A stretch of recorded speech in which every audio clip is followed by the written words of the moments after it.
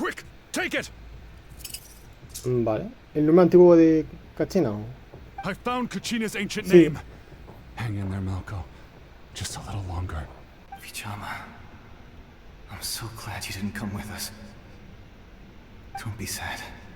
Just keep on living Hostia. for the both of us.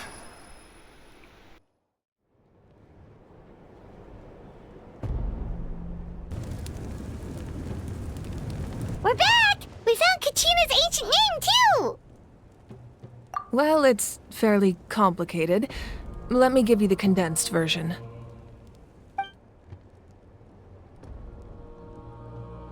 The Fatui again? We can't go anywhere without them causing trouble. But what if the Fatui finds out you've lost your power?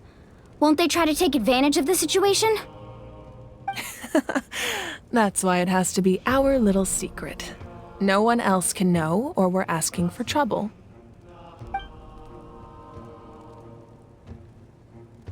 Look, I wish I could offer you some sort of consolation, but I won't lie to you. With multiple factions closing in, there's nothing comforting about the situation we're facing. Still, all you need to do is focus on your goal. You can leave the complicated matters to me.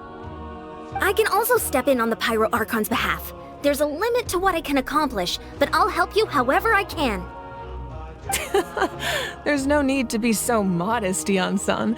Your incredible strength has long been a well-known fact. You're the pride of your tribe. Archon, I'm sorry about before. You have so much on your plate, so much that you have to worry about. But all I could do was focus on my own feelings. You have nothing to be sorry about.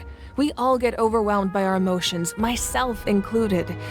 Your reaction to Kachina's disappearance, I understand that feeling very well. Well, now that we have Kachina's ancient name, let's go track her down. Follow me.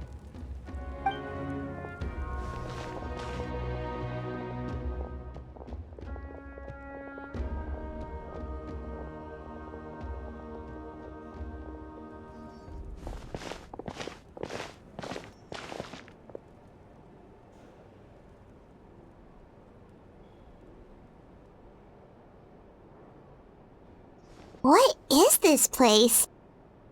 Hey, isn't that Atea's talisman? Good eye. This is where I store all the various mementos I've collected. Whoa. I've never seen this place before. There's so many things in here. It looks like there are items from every tribe. Collecting them must have taken a lot of effort. I suppose you could think of it as a hobby of sorts. In Natlan, everyone grows up listening to the stories of heroes. And physical items do a far better job of preserving those stories than our own memory. Now, I still have some preparations to make for the ceremony, so feel free to take a look around in the meantime. If you're curious about an item, I'm more than willing to tell you about its origins. All right, we'll have a look.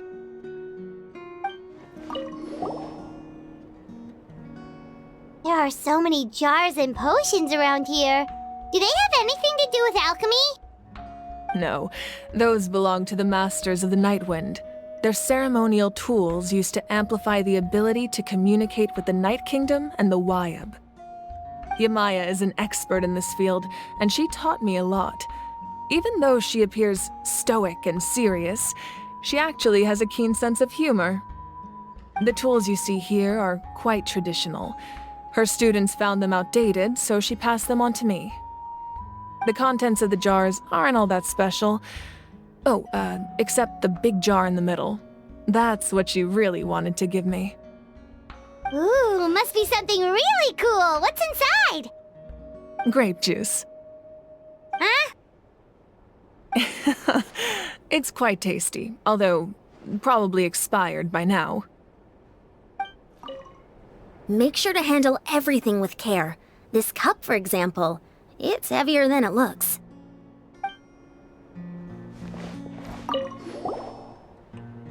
Whoa, that belt is bigger than Paimon's head! The Collective of Plenty are known for their bodybuilding competitions and contests of strength. This belt is a symbol of great honor within the tribe. The association with strength might also have been the reason the original belt was extremely heavy. It was difficult for even 2 people to lift. And even if a warrior had the strength to put it on, wearing it for any length of time would still leave them gasping for breath. Sounds like it. So the owner of the original belt, Kitera, commissioned a craftsman to make a copy identical in appearance but far lighter in weight. That is the belt you see before you. He would often wear this version when training in order to protect his waist.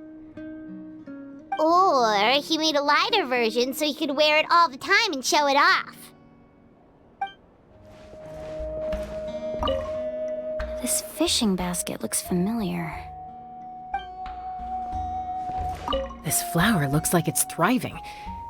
You must be good at taking care of plants, Archon.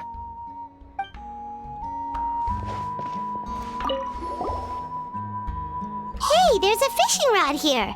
It must have belonged to the people of the springs. That's right. It belongs to a legendary fisherman named Matavaru. I have his entire set of fishing equipment, actually. He and I met in a tavern. He told me about a particular kind of giant fish and his meticulous plan to catch it. In his eyes, I saw a hunger and a strong fighting spirit. To him, the sea was the battlefield upon which he staked his honor. So, did he do it? The next time I saw him, he was covered in scars. It turned out the fish he sought had been corroded by the abyss. He managed to kill the fish, but sustained a serious injury in the process, which meant he could never go deep-sea fishing again. Can a fisherman claim victory if he fails to bring back his catch? That's what he asked me in the end. Well, Paimon thinks he won. That was my answer as well. The experience was far more valuable than the prize itself. In the end, he didn't want his tools to go to waste, so he gave them to me. Wait, that means you also know how to fish.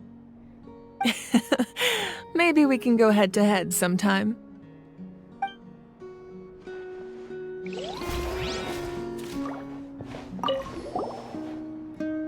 This is Atea's talisman. I'm sure you're familiar with this one already. Atea was rarely ever without it. The talisman brought her a lot of luck in battle.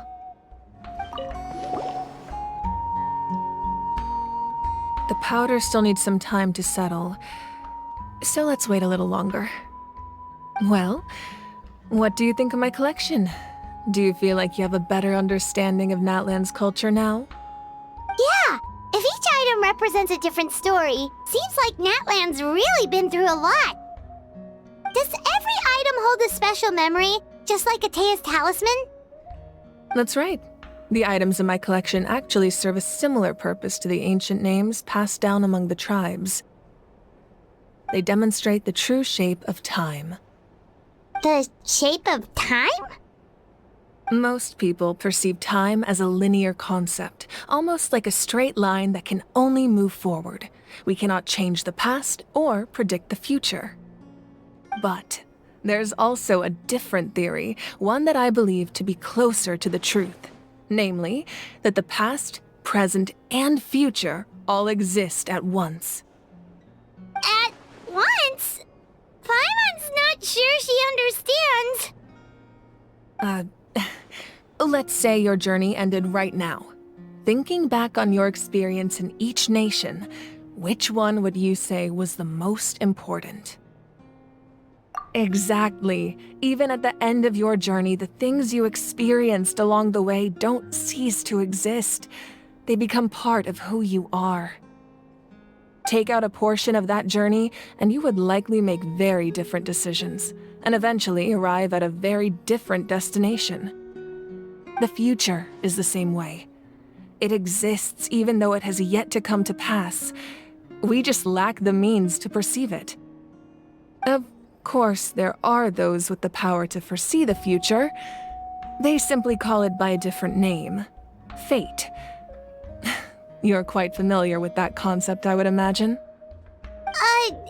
That does kinda make sense. The future hasn't happened, but already exists. Humanity excels at living in the present, but too often we forget the past and neglect the future. While the pilgrimage and the Night Warden Wars lead us to a better future. Only by uniting the people of Natlan across countless eras can we fight back against an enemy as formidable as the Abyss.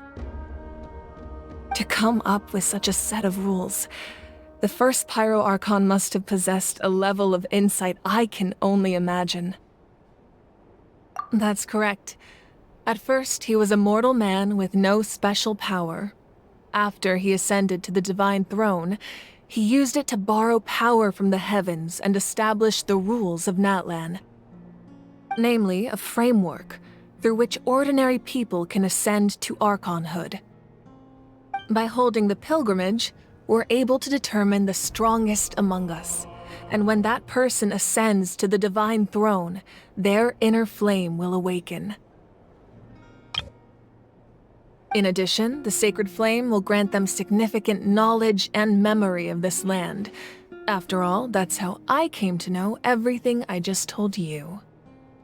So, it all comes down to the power of the divine throne and the rules. Wait, is that a family portrait? Yes, that's my mother, father, younger sister, and the little saurians we raised. I turned a piece of my dad's leather armor into a canvas and commissioned a famous artist to paint our likeness. Your sister is so cute! It looks like the two of you are really close. Paimon was having a hard time thinking of an Archon as an ordinary person, but seeing this portrait, it kind of makes sense now. It really doesn't look like there was anything special about you before. Oh, wait, is Paimon allowed to say that? A little late for that question, don't you think? Sorry! Paimon's so sorry! Paimon's mouth works faster than her brain sometimes. It's all right. I'd never get upset over something like that. No matter what others may say, my past is a precious part of my identity. I'm forever proud of the life I used to lead. Becoming the Archon doesn't mean you sever ties with your family. The position just comes with a lot of responsibilities, so it impacts how often you get to see them.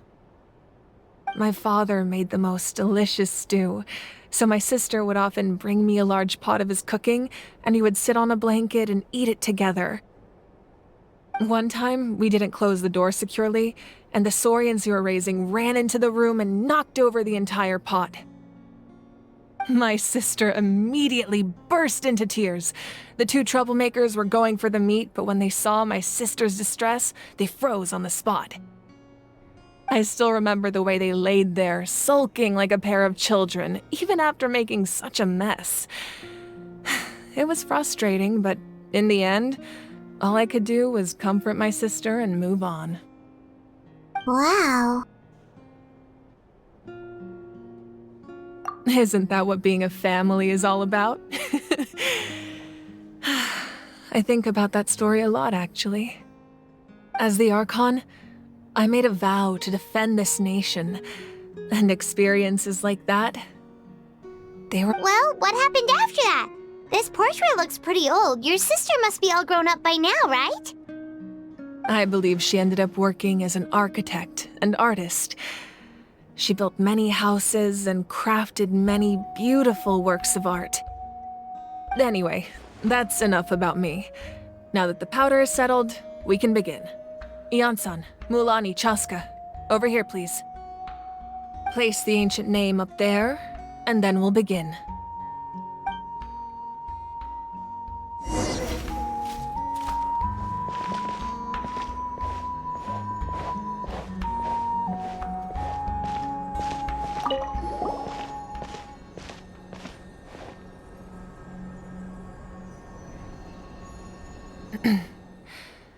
Surely as the echoes of life resound through heaven and earth, so too shall our stories remain eternal. Ancient name, take us to your fated bearer.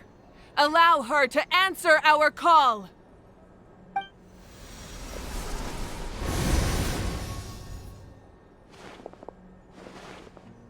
Am I hallucinating again?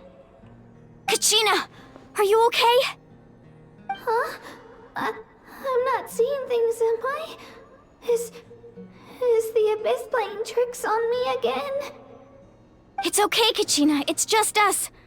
We're trying to find a way to bring you back. Everyone, you have to listen to me. I've been investigating the Night Kingdom this entire time, and I figured out what's wrong. The Wyab is being affected by the Abyss. I was waiting for the Wyab to send me back, but then this really strong monster came in and it almost killed me. The Wyab saved me, even though its power is weakening, so I've been hiding from the monsters while trying to find a way to help. The Night Kingdom has become a huge mess, though. I keep hearing these awful sounds and seeing really horrible things. Don't listen to those sounds, Kachina. The Abyss is trying to strip you of your sanity. All you need to do is stay safe and wait for us. We'll be there shortly. It's okay. I feel so much better now that I've had the chance to talk to you guys. You don't need to worry about me. I've never been strong or special at all, really. So I don't blame anyone for forgetting about me or leaving me behind. Just knowing you care is more than enough. I'll find a way back. You don't have to put yourselves in danger to come rescue me. You're always like this, Kachina. Now's not the time to act tough. We're coming for you, and that's final. I don't know what lies the Abyss has been feeding you, but I'll tell you something right now. Nobody here sees you as a burden. You're a victor of the Night Warden Wars, a hero of Natlan. All you need to do is wait for us to rescue you, and you'll get all the applause and recognition you deserve.